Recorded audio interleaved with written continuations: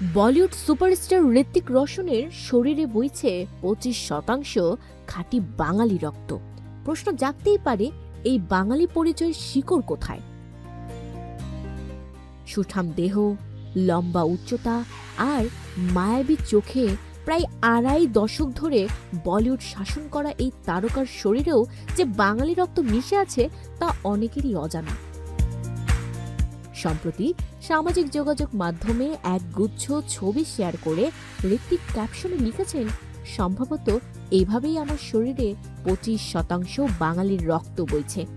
এই একটি লাইনেই তিনি তুলে ধরেছেন নিজের শিকড়ের গল্প। ঋত্বিকের এই বাঙালি সত্তার সূত্র খুঁজে পাওয়া যায় তার ঠাকুমা ইরা রোশনের মাধ্যমে।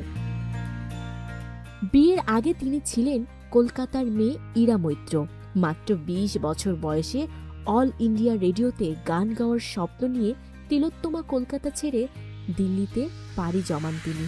সেখানেই পরিচয় হয় কিংবদন্তি সঙ্গীত পরিচালক রোশন লাল নাগরথের সঙ্গে।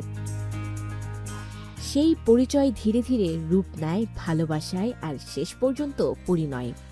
ইরা মৈত্রীর সেই যাত্রার মধ্য দিয়েই ঋত্বিক রোশনের শরীরে প্রভাবিত হয় বাঙালির রক্ত।